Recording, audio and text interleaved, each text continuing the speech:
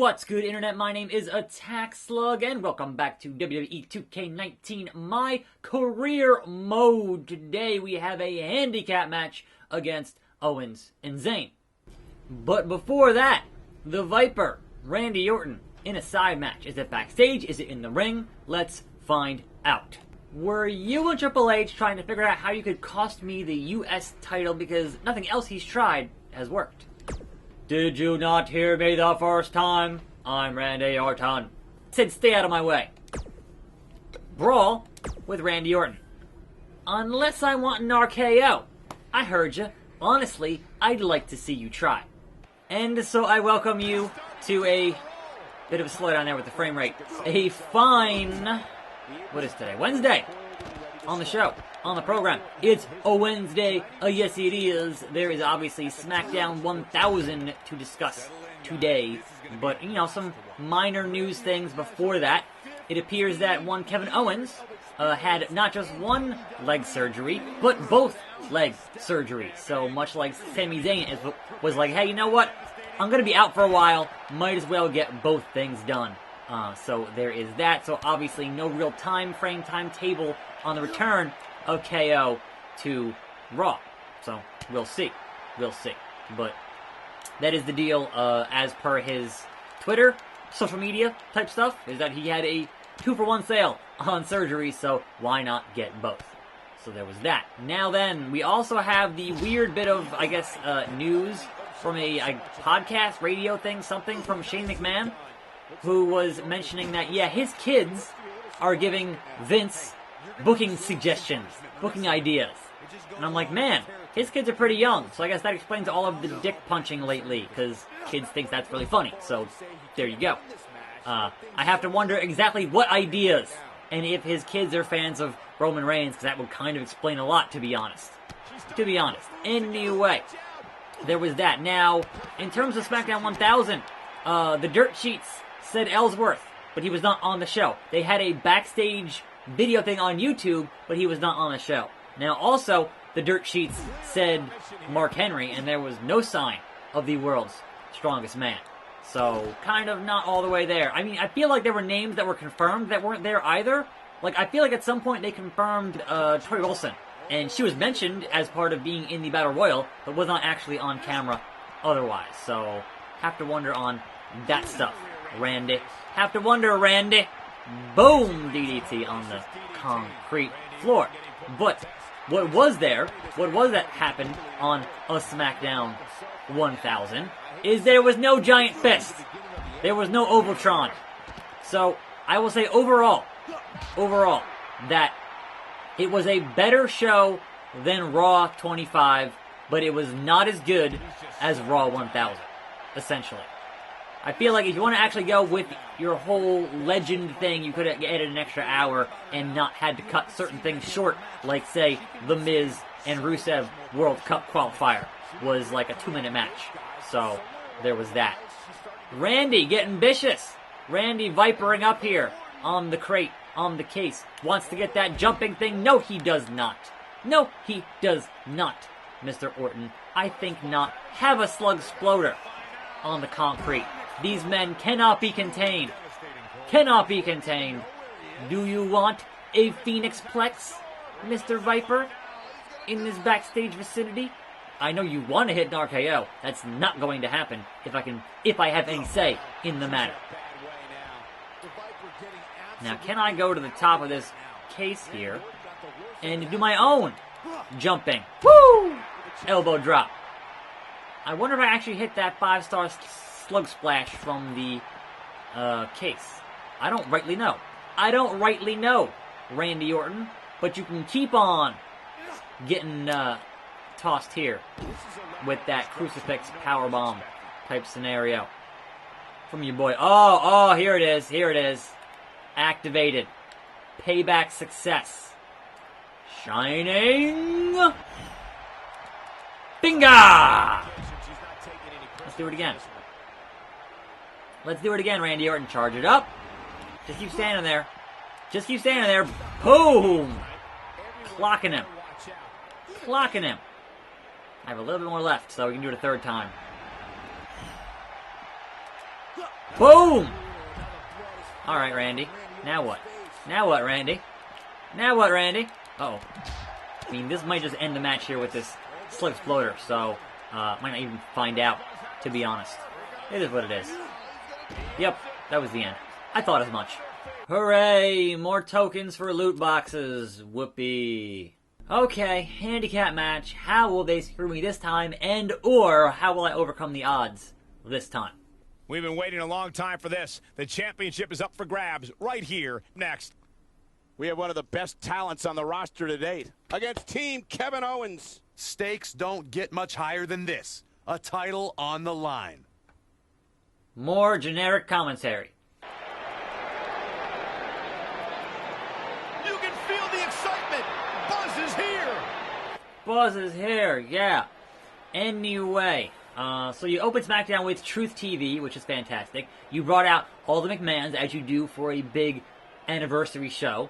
Fantastic. Vince loves to dance, because of course he does, so you ended the whole thing with a dance break. Now what you did with Daniel Bryan and AJ Styles to build towards your Crown Jewel match, and they had a tag match against the Usos. They couldn't coexist. They miscommunicated and lost the match. Sure, fine. There are probably better ideas for that whole thing, but hey, as a just kind of whatever, getting the Usos on TV, I guess it was fine. It gave them a big victory, if you will. They had a very brief backstage deal with all of your former GMs for SmackDown, or most of your former important GMs. You had Vicky, you had Teddy, you had Big Johnny, even though he was like a Raw GM. Well, whatever. He's always in those former GM segments. It was very much a throwaway. Here's a little 10-second deal. Get him on camera. So there was that. Your Evolution segment, which still is so confusing because Evolution were never on SmackDown. So you say, hey, that was the top highlight for Evolution on SmackDown because that was the only time they were ever on SmackDown. But in any event, you had Batista, you had Randy, you had Trips, you had Flair. They all were doing their thing, and that was great. Obviously, Batista being the highlight here, as he is A, in his hometown, and B, back, for this segment, and the fans just ate it up, which obviously contrasts completely to how the fans treated him in his last run, considering that was the rise of Daniel Bryan. They didn't want Batista at that point, they wanted D-Bryan. But now, they appreciate him. Kudos to Batista for mentioning A, Blue-Tista, and Blue-Tista. Kudos on that one, that was awesome. Awesome. Embrace it. That was fantastic. They had Randy healing it up there, because obviously Randy is currently a heel, even if the rest of those guys are going to get face pops, because, Evolution and nostalgia. But Randy being committed to his character and still being a heel was good stuff. And then Batista drops the bomb there to Triple H in that "you never beat me," which is factual. They had a feud in 2005, and Batista went over in 3 consecutive pay-per-views and then got drafted to SmackDown. So, on the big shows, Batista won all his matches. He went over, and Triple H never beat him. So, will that be the eventual setup for a Batista return and a match at Mania with Triple H, which is what Batista was pitching in the first place? And they were like, nah, we don't need you. You're a movie star now. So, hey, we'll see. But they've certainly sowed the seeds. Now, I will say, they also sowed the seeds a while back for a Triple H Rock match with a SmackDown promo. And was it SmackDown? Was it Raw? What? They had a backstage thing between The Rock and Triple H, and it was great, and then no match happened. So, I don't know.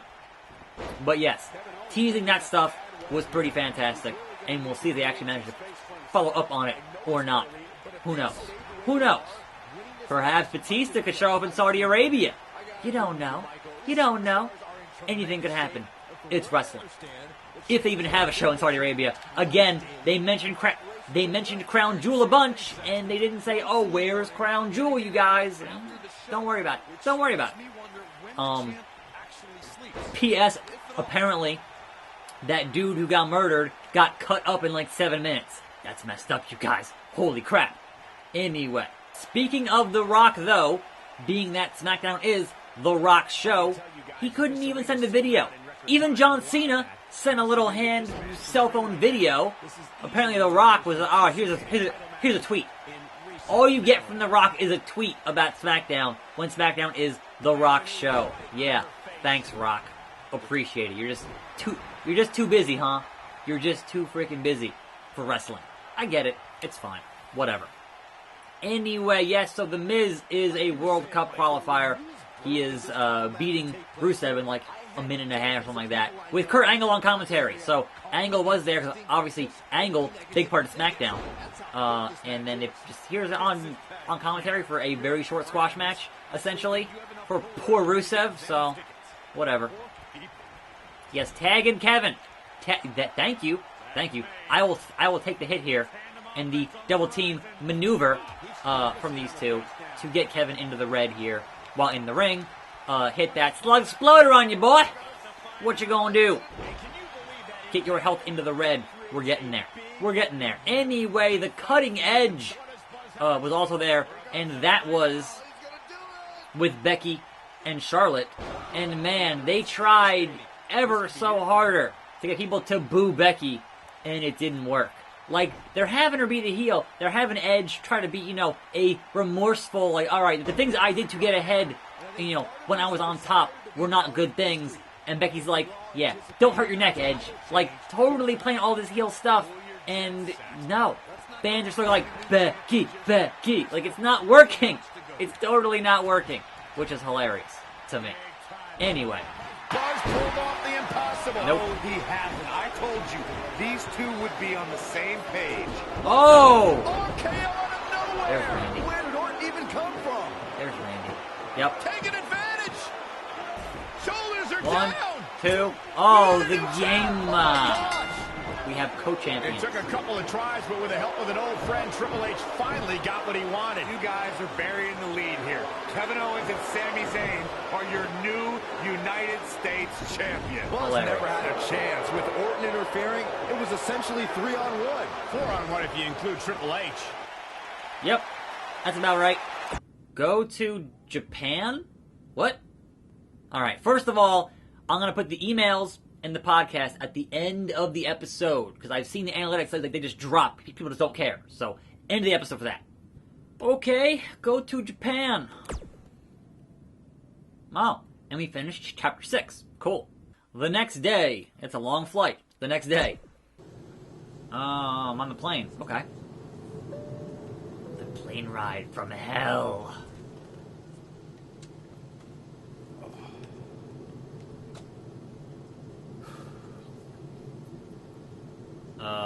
What? Is this like a dream sequence? Where's the rest of the people on the plane? Is the empty plane for me? Okay. What was that? What even was that? Oh, okay. Daniel Bryan, Nakamura, AJ Styles. I see Bobby Roode. I see Tensai back there. And then Shane sitting next to D-Bry. Was I sitting next to any of these guys, or just on the other side of the aisle, or... Alright, well, let's talk to everybody and see how things go. You don't have to stand up, Daniel. It's a plane. You don't have to stand up to talk to me, but okay, I guess you can. I'm really looking forward to this trip. Why's that? Because Triple H is not on it. And I'm excited to see your match against Nakamura, of course. Depending on how that goes, you might have a match at the Dome for our big WWE Network special. Have they been to the Tokyo Dome? That would be amazing. I hope it works out. Well, let's not get ahead of ourselves. Before all that, I've arranged for you to take on an up-and-coming star from a Japanese promotion. You know, to help shake off any jet lag. Who is it? I think it'll be more fun if it's a surprise. AJ Styles. Give me a bonus match on the plane, AJ Styles. If SmackDown Live is the house that AJ Styles built, then the foundation was constructed in Japan. I learned that the audience there respects traditions like the fighting spirit and hard-hitting matches. And since it's your first trip, you better bring it. Okay. Don't worry, I always do. There's one other Japanese tradition that you need to know. On your first trip, you're going to buy all the veterans dinner. Hope you brought your credit card. We're going to Ribera's Steakhouse, right? I get a jacket, right? Glad you are getting your rest. You are going to need it when you face me in Japan. I heard you personally requested to wrestle me in front of your native fans. Let me just say, it's an honor. Yes, it will be an honor. Just end with you starting at the right. Knee to face. And then go to match against somebody that's not Nakamura in Japan. Here we go. Your opponent tonight has been creating quite the buzz of his own recently. Is it as Cole one Quinn? of this country's hottest new stars. Is it Cole Quinn? So I'm excited to see you two face each other for the very first time in Japan. You swerved me. It's Cole Quinn. Damn it. We heard Daniel Bryan had a surprise opponent lined up, It's and he that definitely guy. delivered. Yeah, for those of you watching this WWE.com exclusive, get ready to witness something special. When you're on the To network, catch everyone up to speed, Cole Quinn and Buzz have a long history on the indie circuit. Most recently, they invaded NXT with the now disgraced Baron Blade. Since then, Cole's made a name for himself in Japan, while Buzz has done the same on Smackdown Live. By the look on Buzz's face, he probably didn't expect to see his friend in the ring again anytime soon. Nonetheless, we're all lucky to see it happen. anyhow, back to a Smackdown.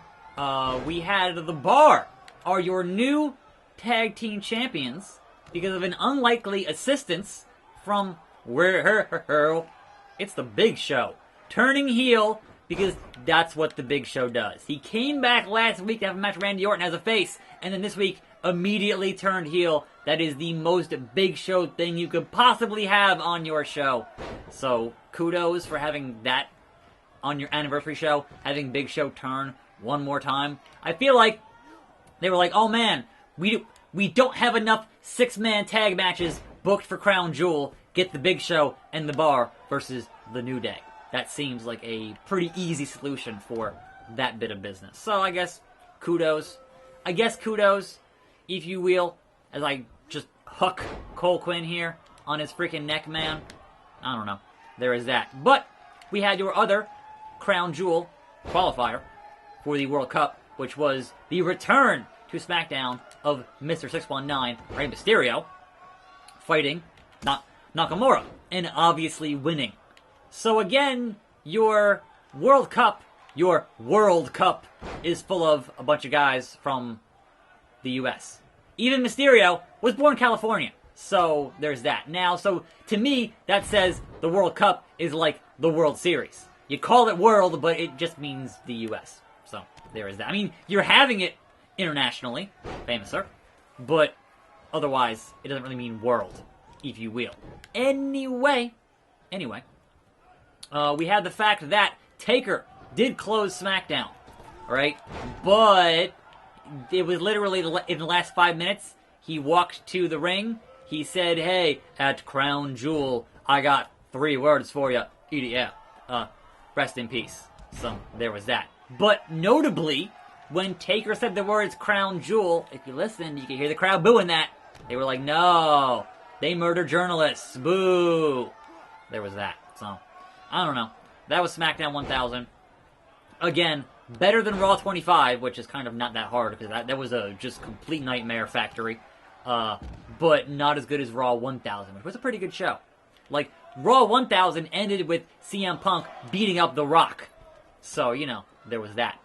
Anyway, let us put Cole Quinn away here, as I usually do with Mr. Cole Quinn, and then end our show for today.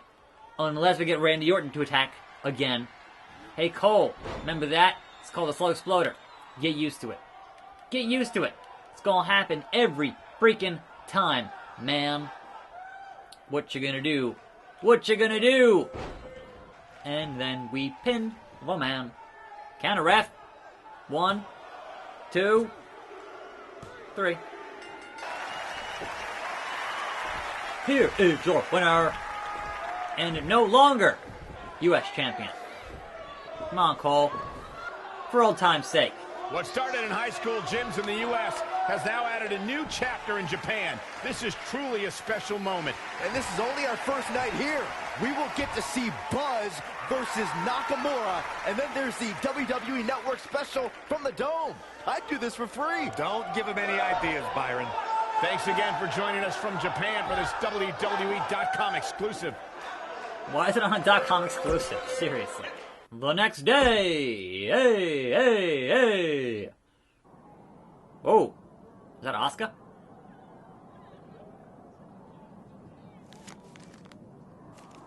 It said you had a successful Japanese debut last night. But tonight, you face the king of Songstyle in his kingdom. And you will be lucky to go back to America with all your teeth. Mm-hmm. Does it really say all that? More or less. Just about. That is like a PS2 magazine. Like, the texture on that is so bad. But you know what? I'm having fun in this MyCareer, so I will forgive bad textures. But good God, that's a bad magazine texture. Oh, not today though. Not today though. Attackslug versus Nakamura, which is obviously not in the dome here, and that will be tomorrow.